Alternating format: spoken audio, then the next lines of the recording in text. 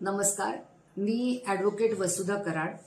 मी भारताचा कम्युनिस्ट पक्ष मार्क्सवादी या पक्षातर्फे प्रभाग क्रमांक 11 मधून निवडणूक लढवत आहे. माझी निशाणी विळा हातोडा तारा अशी आहे. ह्या निवडणुकीमध्ये निवडणूक लढवण्याचं माझं कारण असं आहे की नाशिक शहरामध्ये अनेक वर्षापासून महापालिकेच्या निवडणुका होत आहेत. यापूर्वी मला 3 वेळा लोकांनी निवडूनही दिलेलं आहे आणि आपण केलेली विकास कामं, जनतेची केलेली सेवा गेले 40 वर्ष लोकांपुढे आहे.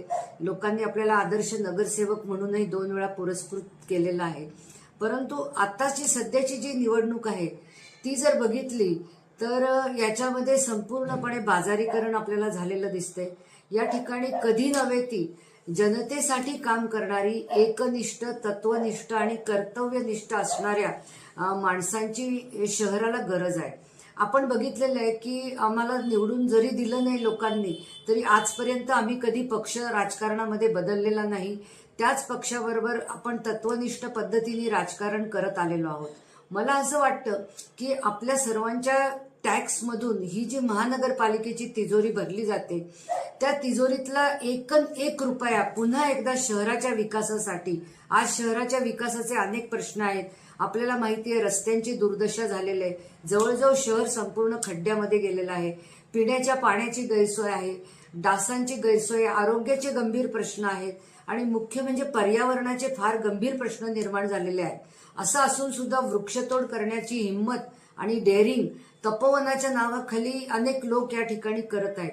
याला खंबीरपणे विरोध करणारे आणि चांगल्याला चांगलं म्हणणारे आणि वाईटाला वाईट म्हणण्याची हिंमत दाखवणारे प्रतिनिधी या महापालिकेमध्ये जाणं गरजेचं आहे. असं झालं नाही तर पुन्हा एकदा या तिजोरीच्या चाव्या ह्या चोरांच्याच ताब्यामध्ये जाणार आहेत आणि मग महापालिकेचा निधी असो नाही तर सिंहस्थाच्या नावाने आलेला निधी असो, किती पैसे आले तरी जनतेच्या नशिबात मात्र खडखडाट राहणार आहे. आणि मग हे सगळं झाल्यावरती या शहरामध्ये कुठलाही चांगला रोजगार निर्माण झालेला नाही, तरुण हातांना काम नाही.